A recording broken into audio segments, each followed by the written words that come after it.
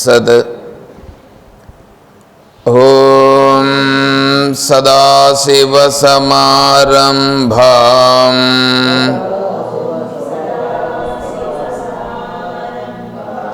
శంకరాచార్యమధ్యమాం తత్వవిదానందపర్యంతం వందే గురుపరంపరాం.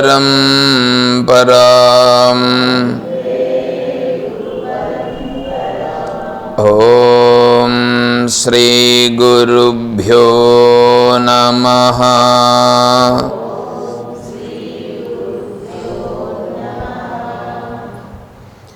పూజ్య గురుదేవులు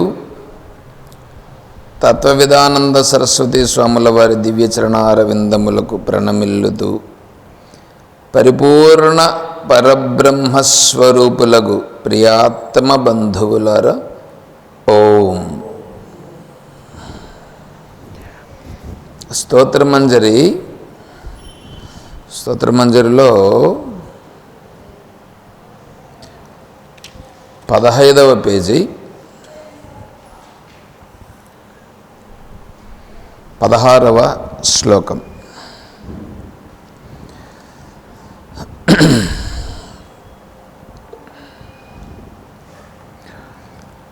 ఓం సర్వే వేదా యత్పదమామనంతి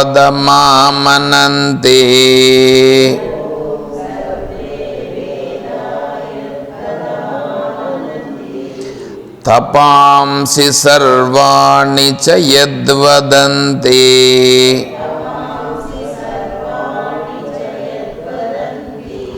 యదిచ్ఛంతో బ్రహ్మచర్యం చరంతి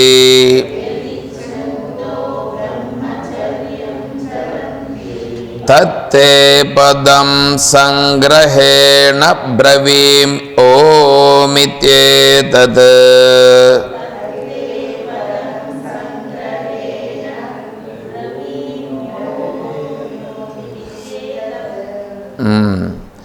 తత్తే పదం సంగ్రహేణ బ్రవీమి ఓమిత్యేతత్.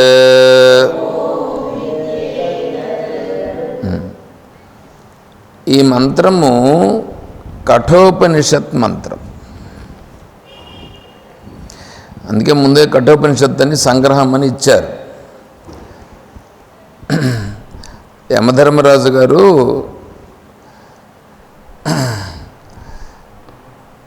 చెప్తూ ఉన్నారు నచికేతుల వారికి, అయ్యా నువ్వు చాలా గొప్పవాడు, నువ్వు నిజంగానే గొప్ప విషయాన్ని తెలుసుకోవాలనుకుంటున్నావు, నీలాంటి వాళ్ళు దొరకడం నాకు చాలా అదృష్టము. అసలు ఆత్మతత్వాన్ని అడిగేవాడే చాలా దుర్లభము, ఆత్మతత్వాన్ని అడిగేవాడే దుర్లభము.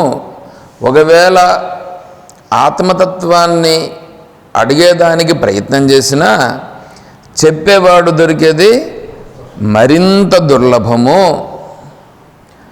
ఒకవేళ చెప్పేవాడు చెప్పాలని అనుకున్నా వినేవాడు దొరికేది కూడా మహా కష్టం వల్ల. అట్లాంటిది నువ్వు నన్ను అడుగుతున్నావంటే ఎంత గొప్ప విషయం అని ఇట్లా పొగుడుతూ ఉన్నాడు. నచికేతులు వారు అంటున్నారు, స్వామి స్వామి మీరు ఇవంతా చేసింది చాలు, మీరు ఇంత చేసింది చాలు, ఇంతవరకు చెప్పింది చాలు, నాకు ఏందో ఆ తత్వాన్ని చెప్పప్పా అని అడిగారు. సరే సరే చెప్తా అని చెప్పి చెప్పడం ప్రారంభిస్తున్నారు.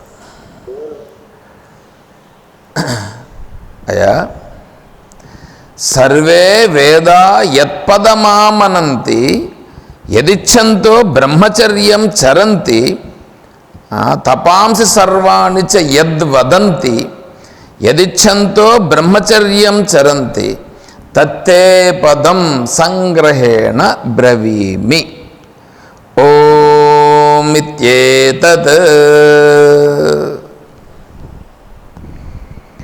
నువ్వు అడుగుతున్నావే ఆత్మస్వరూపం, చనిపోయిన తర్వాత ఆత్మ ఉంటుందని అంటున్నారు, లేదని అంటున్నారు. ఆత్మ ఉంటే ఎట్లుంది, లేకపోతే అసలు లేదని లేకుండా ఉందా, ఉంటే ఎట్లా ఉంది, లేకుండా పోవడం అనేటువంటిది ఉంటే కూడా చెప్పు. కానీ నువ్వు తీసుకెళ్ళేవాడు నువ్వే, సకల ప్రాణులను తీసుకెళ్ళేవాడు నువ్వే కాబట్టి నీకే బాగా తెలుస్తుంది. లేదని నేను చెప్పట్లేదు కాబట్టి ఉందని నేను అంగీకరిస్తున్నాను. అది ఎట్లుందో నాకు చెప్పు అని అడిగాడుగా, అది ప్రశ్న. దానికి చెప్తున్నాడు, నువ్వు అడుగుతున్న పని ఉంది, దాన్నే నేను ఏదైనా ఒక విషయాన్ని గురించి చెప్పాలంటే ప్రమాణబద్ధముగా చెప్పాలి. అంటే ప్రమాణపూర్వకంగా చెప్పాలి. ప్రమాణపూర్వకం అంటే మళ్ళీ ప్రమాణం చేసేది అట్లా అనుకోవద్దండి. దానికి ఒక ఆధారముతో చెప్పాలి. ఆధారము లేనటువంటి మాటలను మాటలాడరాదు.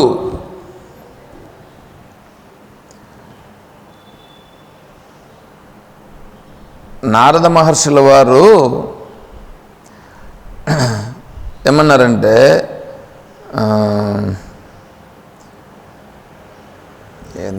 నోట్లోకి వచ్చిపోతుంది అదే,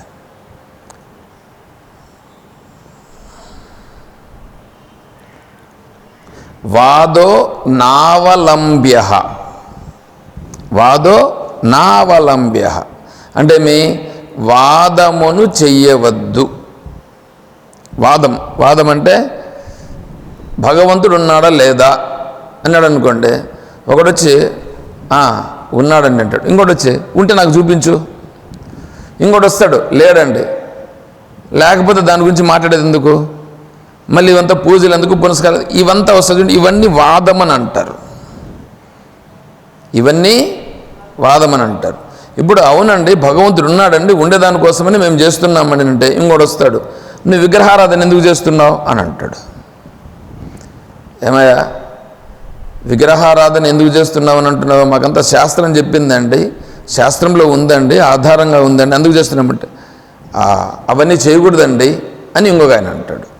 ఇప్పుడు దీన్ని ఏమవుతుంది, ఇద్దరికి మధ్యలో ఏమవుతుంది, ఆయన చేయకూడదండో ఈయన చేయాలండో. ఇప్పుడు ఏమైంది, ఇది వాదం వచ్చింది. కాబట్టి వాదో నావలంబ్య, అదంతా వద్దు. ఎందుకంటే ఏది తెలుసుకోవాలన్నా దాన్ని తెలుసుకో, అంతేగాని వాదం చేసిన దానివల్ల ఏం ప్రయోజనం. శంకరాచార్యుల స్వాముల వారు అన్నారు, వృధావాదాన్ వృధాలాపాన్ మనోరథాన్ త్యక్త్వైకం బ్రహ్మ విజ్ఞేయం ఇది వేదాంత డిండిమః. ఇట్లాంటి మాటలు చెప్తే కోపం వస్తుందన్నమాట మనుషులకి. వృధా వాదాన్, మనము పొద్దున్నుంచి సాయంకాలం రాత్రి పండుకుండేటంత లోపల మనం మాట్లాడుతున్నాం కదా మాటలు, ఏమి మాటలు పనికొచ్చేటు మాట్లాడుతున్నాం ఏమంటే అర్థమవుతుందా? పనికొచ్చే మాటలు ఏమన్నా మాట్లాడుతున్నామా, లేకపోతే పేపర్ ఎత్తుకొని పేపర్లు చదువుతూ ఆయన అట్లా అన్నాడు ఈయన అట్లా అన్నాడు, అట్లా లేదని అంటే ఈ ఊర్లో వాళ్ళు అట్లా చేశారు వీళ్ళు ఎట్లా చేశారు, వ్యాపారం ఎట్లా చేస్తే అదవుతుంది ఇట్లా చేస్తే అదవుతుంది, సంసారము ఎట్లుండల్లా అట్లుండాలి. ఇది నీకు సంసారం పెంచేటువంటిదా లేకంటే నీకేమైనా శాంతిని కలిగించేటువంటిదా? వృధావాదాన్ వృధా లాపాన్. నవ్వుతావని అనుకోండి, ఒకవేళ ఎందుకు నవ్వినావు, చూస్తున్నావు అనుకో ఎందుకు చూస్తున్నావు,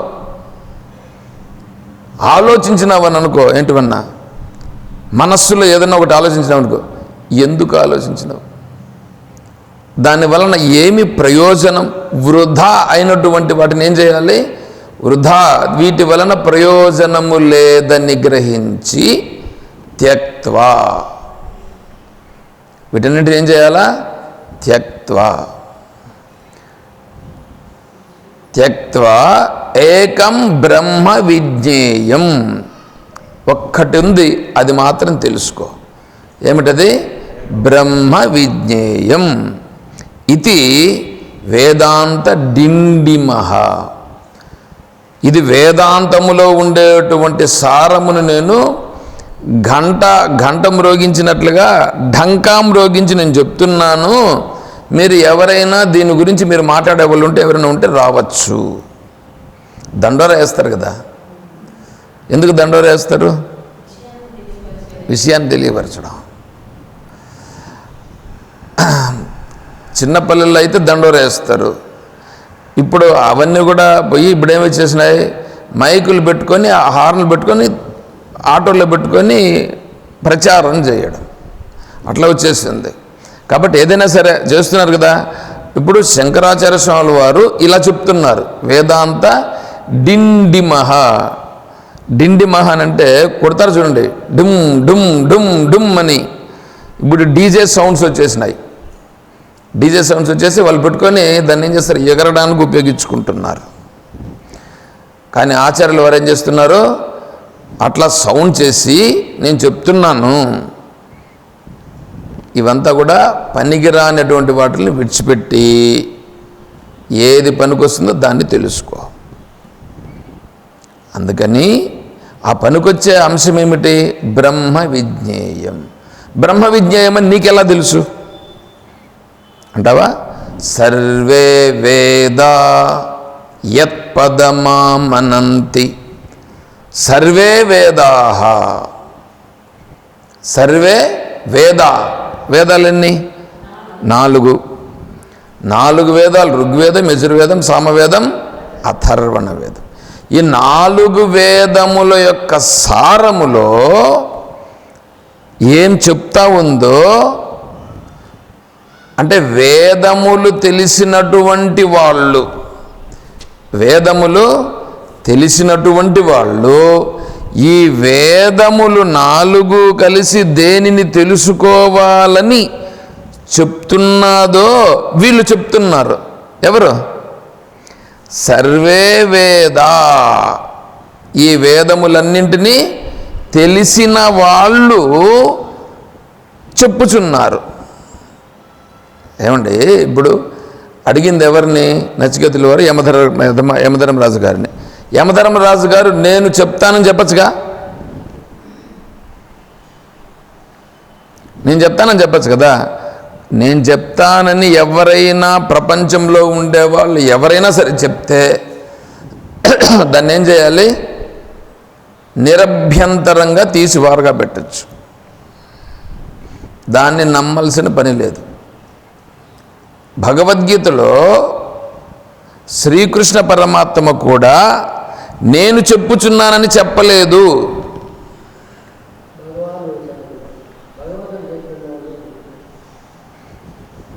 భగవంతుడే చెప్పిండేది. భగవంతుడు చెప్పిండేదాన్ని నేను చెప్తున్నానని చెప్పలా.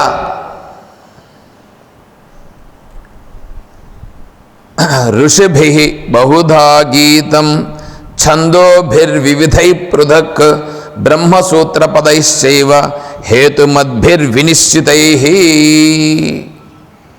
ఋషిభిః బహుధా గీతం, ఋషులందరూ చెప్పినటువంటి దానిని, ఛందోభిః వివిధై పృథక్, ఛందస్సులు అంటే వేదమాత చెప్పినటువంటి దానిని, బ్రహ్మసూత్ర పదైశ్చైవ, బ్రహ్మసూత్రములయందు ఏదైతే నిర్దేశం చేయబడిందో దానిని, హేతుమద్భిః, హేతువులతో సహా, హేతువులంటే కారణములతో సహా నిరూపించిన దానిని నేను చెప్పుచున్నాను. నా సొంతంగా చెప్తున్నానని చెప్పలా. సాక్షాత్ భగవంతుడే అయినా సరే నేను చెప్తున్నానని చెప్తే ఏమవుతుందంటే నీ అనుభవం చెప్పినట్లు అవుతుంది. నీ అనుభవంతో మాకు అవసరం లేదు. నీ అనుభవం దేనికి సరిపోవాలి? వేదమాతకు సరిపోవాలి, శృతి మాతకు సరిపోవాలి. సహయజ్ఞా ప్రజా సృష్ట్వా పురోవాచ ప్రజాపతి. ఈ సృష్టిని సృజించినప్పుడు ఈ సృష్టితో పాటుగా వేదమాతను కూడా సృజించడం జరిగింది. అంటే వేదమాత, సృష్టి రెండు ఒకేసారి పుట్టినాయి.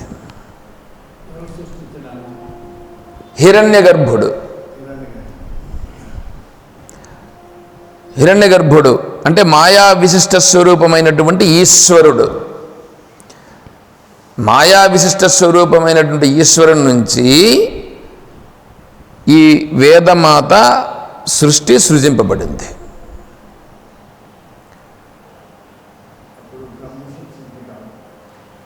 ఆ హిరణ్యగర్భున్నే ఏ బ్రహ్మ మీరు అనుకుంటా ఉండేది? మీరు అనుకుంటా ఉండే బ్రహ్మ ఎవరు? మీరు బ్రహ్మ సృష్టించిందని అంటున్నారు కదా, చతుర్ముఖ బ్రహ్మ ఉన్నారు ఒకరు.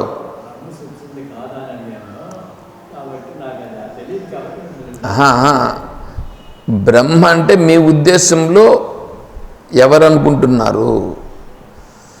సరస్వతీ మాత యొక్క భర్త అనుకుంటున్నారా, లేదా ఇంక వేరే బ్రహ్మ అనుకుంటున్నారా?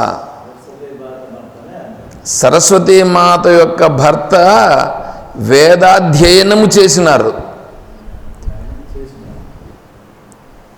వారికి 4 ముఖములు. 4 ముఖాలు కదా. 4 ముఖాలు అంటే అర్థం ఏమంటే 4 ముఖాలు ఉన్నాయని కాదు అక్కడ అర్థం. 4 వేదములను అధ్యయనము చేసిన వారు అని అర్థం. 4 వేదములు వారికి అధ్యయనం చేసినారని అర్థం. సరే, ఇప్పుడు ఇక్కడ మాయా విశిష్ట స్వరూపమైనటువంటి ఈశ్వరుడు, ఆయనకే హిరణ్యగర్భుడు అని పేరు. ఆయనకే బ్రహ్మ అని కూడా వీళ్ళు పురాణాల్లో పేరు పెట్టుకున్నారు. సరే, ఇప్పుడు వారి నుంచి ఇప్పుడు శిశువు జన్మిస్తాడు. శిశువుకి శ్వాస వస్తుందా రాదా? శ్వాస ఎట్లొచ్చింది?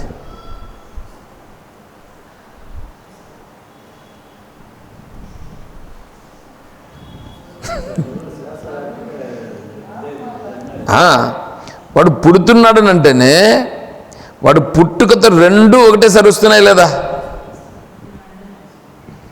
పుట్టక ముందే పొట్టలో ఉన్నప్పుడే శిశువుగా ఉన్నప్పుడే అంటే పొట్టలో గర్భస్థ శిశువుగా ఉన్నప్పుడే 3 నెలలకే శ్వాస ఆడడం ప్రారంభిస్తుంది. అప్పుడే ప్రాణం ఉందా లేదని చెప్పేస్తారు స్కాన్ చేసి. అంటే శరీరంతో పాటుగా ప్రాణము 2 అప్పుడే వచ్చినాయి, ఒకేసారి వచ్చినాయా? ఆ 2 ఎలా వచ్చాయో ఆ రెండింటిని ఇప్పుడు ఎవరు పెట్టారు?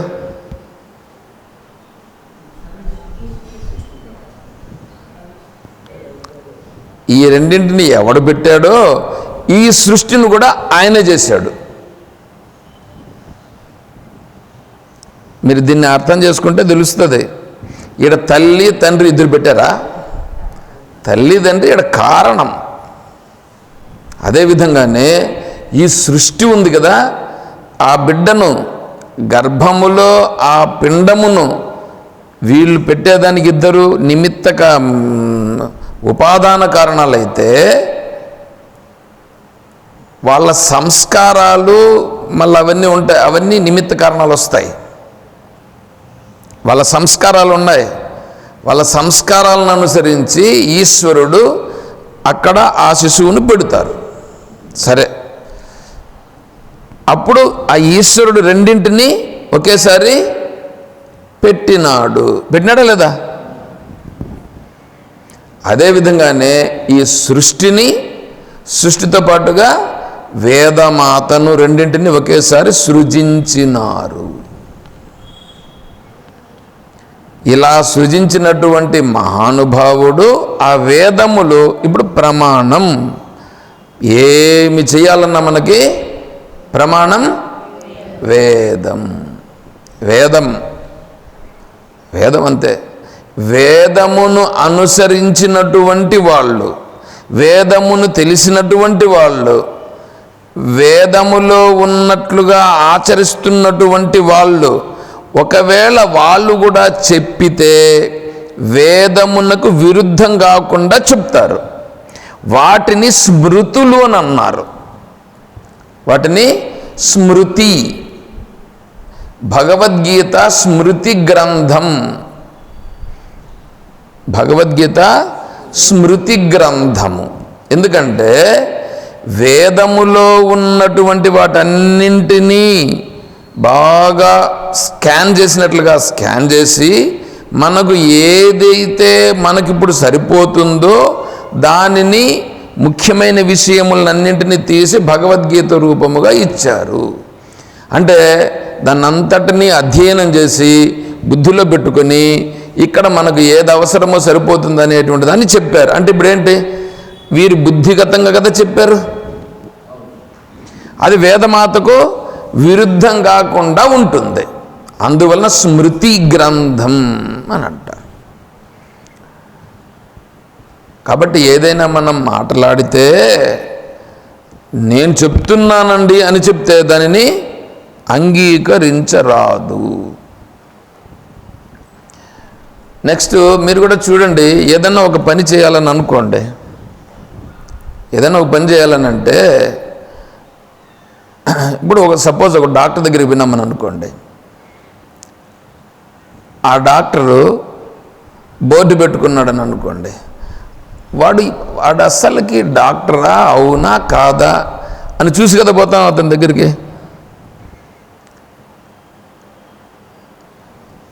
అతను డాక్టరే అనేదానికి ప్రూఫ్ ఏంటి? సర్టిఫికేట్, అది ప్రమాణం. ఆ సర్టిఫికేట్ ఎట్లా ప్రమాణం? ఫలానా కాలేజ్లో ఎంబీబీఎస్ అనేటువంటిది చదివాడు, అది గవర్నమెంట్ ఇస్తుంది. గవర్నమెంట్ మామూలు ఒకతను కొడుకు ఎట్లాగైనా సరే డాక్టర్ కోర్స్ చేయించాలని అనుకున్నాడు. దాంట్లో గుండె డాక్టర్గా చేయించాలనేటువంటిది ఆయన ఒక కలట. సరే నేను చేశాడు, వాడిని చదువుకోరానైనా, నువ్వు గుండె డాక్టర్ అవ్వదు అని చెప్పాడు. ఆవిడేం చదువుకున్నాడు. చదువుకుంటుంటే పట్టట్లా వీడికి, ఏమిటి చదువు పట్టట్లా. సరే 10th క్లాస్ ఎట్లో గట్టెక్కాడు. ఇంటర్మీడియట్ ప్రైవేట్ కాలేజీలో వేసాడు. ప్రైవేట్ కాలేజీలో వేస్తే అక్కడ పట్టట్లా. డాక్టర్ కోర్స్ చేయాలంటే బైపీసీ చేయాలా. సరే బైపీసీ తీసిచ్చినాడు. సరే పట్టట్లా, కానీ ఆడ కాలేజీలో ఏదో మేనేజ్ చేశాడు, పాస్ చేయించాడు. దానికి అప్పుడు ఎంసెట్ ఏదో ఉన్నింది, ఎంసెట్ రాపించినాడు. సీట్ వస్తుందా? కాలేజీలో పాస్ అయ్యేదే గగనంగా పాస్ అయితే ఇంకా ఎంసెట్లో ఏమొస్తుంది ర్యాంకు? రాలేదు. అప్పుడేమిటి, ప్రైవేట్ కాలేజీలు కొన్ని ఉన్నాయి, ప్రైవేట్ కాలేజీల్లో డొనేషన్ కట్టి చేర్పించాడు. డొనేషన్ కట్టి చేర్పిస్తే అందులో గుండె డాక్టర్ దానికి సంబంధించి ఎంబీబీఎస్ అయిన తర్వాత మళ్ళీ దానికి డొనేషన్ కట్టి ఏదో ఎండి ఫిజిషియన్ ఏదో చేశాడు. అంతా బాగానే అయ్యింది. వచ్చాడు, హాస్పిటల్ పెట్టాడు, బాగానే ఉందండి. కొన్నాళ్ళు అయిన తర్వాత ఈయన ఉన్నాడు కదా తండ్రి ఇంట్లో ఉండగా తండ్రికి గుండె నొప్పి వచ్చింది. తండ్రికే నేను చెప్తాను ఇది.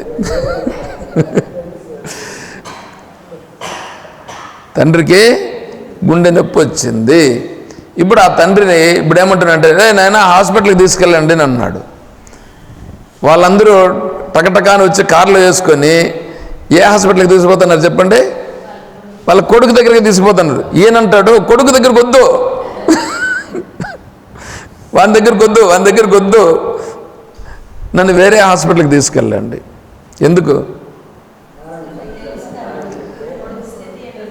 వాని గురించి బాగా తనకు తెలుసు. వాడు చదివినాడా, దాని గురించి తెలుసా?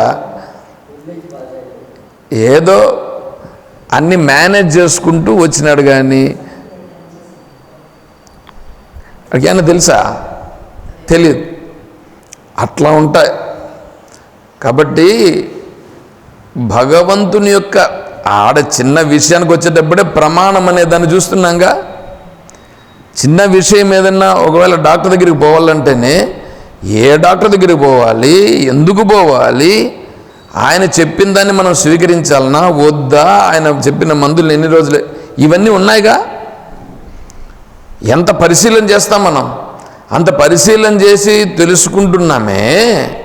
పైగా ఆయన దగ్గరికి వెళ్ళి డబ్బులు ఇచ్చి ఫీజు కట్టి మళ్ళీ కదా చూసుకుంటున్నాం మనం. ఆరోగ్యం విషయానికే ఇంత జాగ్రత్త తీసుకుంటున్నామే. మరి జన్మల నుంచి వచ్చినటువంటిది, తర్వాత భగవంతుని తత్వం, ఈ సృష్టికి అంతా ఆధారమైనటువంటి తత్వం ఏదైతే ఉన్నదో దాన్ని తెలుసుకోవాలంటే ప్రమాణం ఉండేవాని దగ్గరికి వెళ్ళాల్సిన పనిలా. ప్రమాణం ఉండేవాడిని చెప్పే మాటలు వినాలనా, లేకపోతే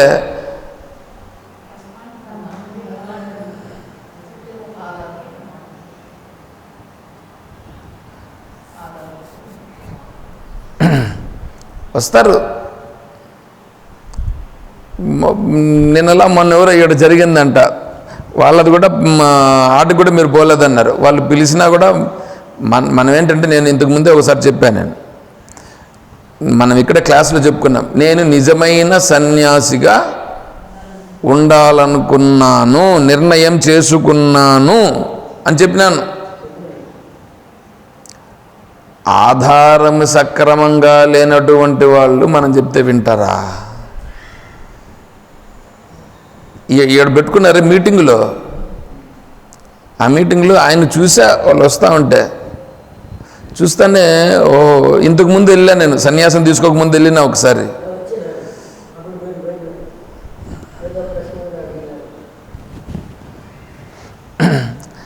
అట్లాంటిది ఇప్పుడు ఒక స్థాయికి పోవాలనంటే ఎంతో అనుకున్నానండి మీకు చెప్పాలని కూడా.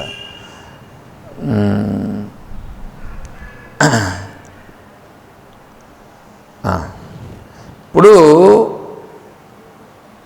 వంట చేయడం అని అనుకోండి, నేను వేరే ఉదాహరణలన్నీ చెప్పేది ఎందుకు లేని దాన్ని చెప్తున్నాను. ఇప్పుడు వంట చేయడంలో ఫస్ట్లోనే వంట చేసేదానికి పోతామండి. ఫస్ట్లో వంట చేస్తే చేసేదాన్ని సక్రమంగా చేయగలుగుతామా?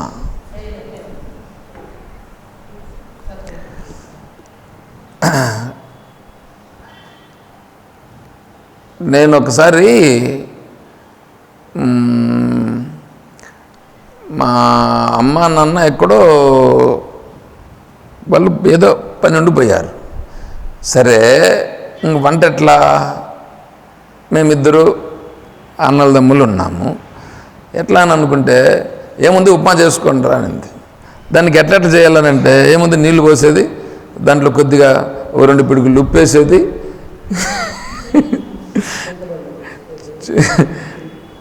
ఉప్మాకి చింతపండు పెళ్లి చేస్తారా?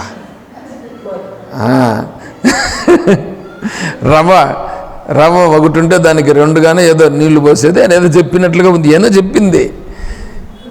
చెప్పింది నాకు తెలదు, నాకు అట్లా అనిపించినట్లుగా ఉంది. నేనేం చేశాను, రవ్వ తీసుకున్నాను, రవ్వ ఒకటైతే దానికి 2-2.5 ఏదో నీళ్లు పోసాను, బాగా ఉడికింది, ఉప్పు కొద్దిగా ఉన్నింది, ఆ కొద్దిగా వేసినాను.